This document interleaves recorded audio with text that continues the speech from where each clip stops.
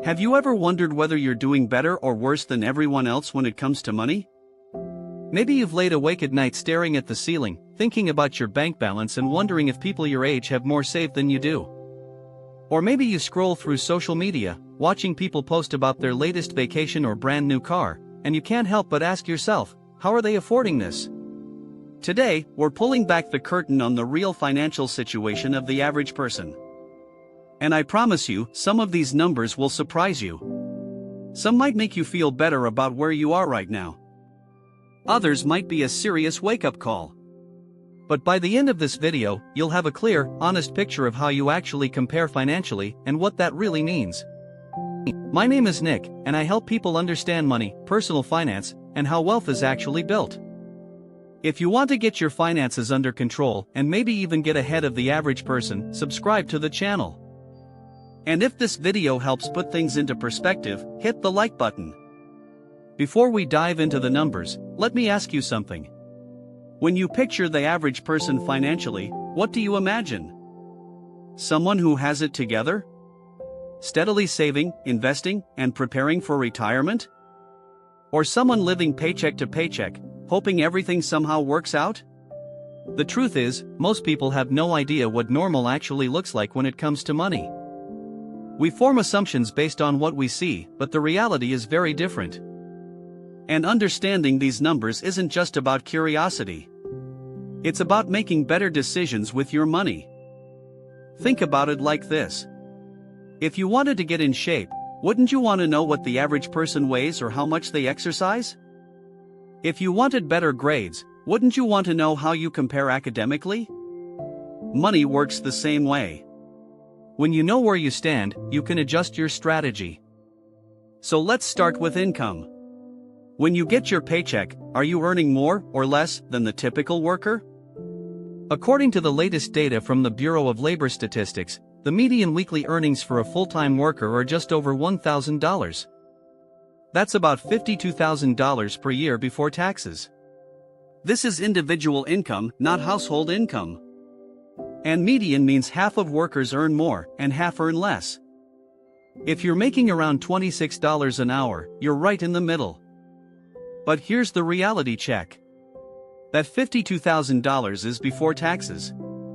After federal taxes, state taxes, Social Security, and Medicare, many people are taking home closer to $35,000 to $40,000 per year.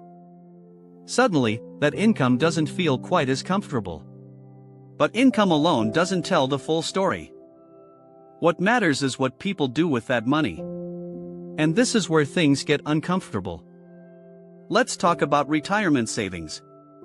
According to the Federal Reserve, the median retirement savings for Americans is about $65,000. But there's a catch. About 25% of Americans have no retirement savings at all. Zero. 1 out of every 4 people you meet is planning to rely entirely on Social Security. For those who do have retirement accounts, the numbers vary by age and some are alarming. Under 25? Less than $2,000 saved. Ages 25 to 34? Around $14,000. Ages 65 and older? Roughly $88,000. Now let's put that $88,000 into perspective. Using the traditional 4% rule, that gives you about $3,500 per year. That's less than $300 per month. Ask yourself honestly, could you survive on $300 per month in retirement? Even with no mortgage, that doesn't cover groceries, utilities, or healthcare. This is why averages matter. If you're in your 20s, 30s, or 40s, the average person is not on track. Now let's talk about Social Security. The average monthly benefit is about $1,550, or roughly $18,600 per year. And that's the average. Many people receive far less. Some plan their retirement assuming Social Security won't exist and treat it as a bonus if it does. That may sound pessimistic, but it's not unrealistic. Now let's shift to spending.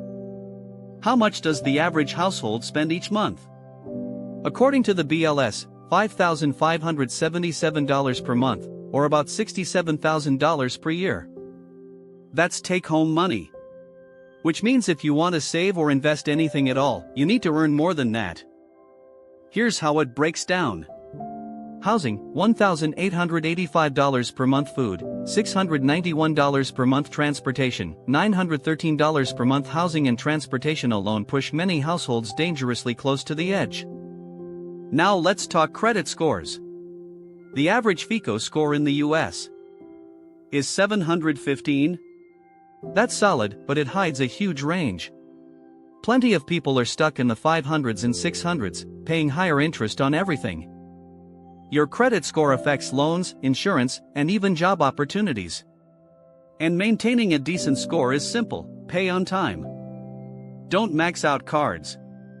Stop opening accounts for 10% discounts. Which brings us to credit card debt. The average household carries over $9,000 in credit card debt. At 20% interest, that's $1,800 per year just in interest. Money burned. Most of this debt isn't emergencies. It's consumption. If you're investing while carrying high-interest debt, you're moving backward. Now let's talk net worth, the ultimate scorecard. Net worth is what you own minus what you owe. The median net worth in America is $122,000. But by age, under 35, less than $14,000, 35 to 44, $91,000, 45 to 54, $168,000, 55 to 64, $212,000, 65 to 74, $266,000. These numbers are achievable, not magical. But they require consistency. Now here's the real problem. Americans save about 6% of their income after taxes. 6%. That's not enough. Especially when homes, cars, and renovations cost tens of thousands of dollars. Most experts recommend 10 to 15% just for retirement. Which brings us to retirement age. The average American retires at 61. But full Social Security starts at 67. That's a 6-year gap. After nearly 40 years of work, the average person retires with less than $90,000 saved. Then lives another 20+ years. This is why these numbers matter. The average strategy isn't working. But here's the good news. Beating the average is easier than you think. Save more than 6%. Avoid credit card debt. Invest consistently. Live slightly below your means. That alone puts you ahead of most people. If you can live on $4,500 instead of $5,500 per month, that's $12,000 per year invested. Do that consistently and your future looks very different.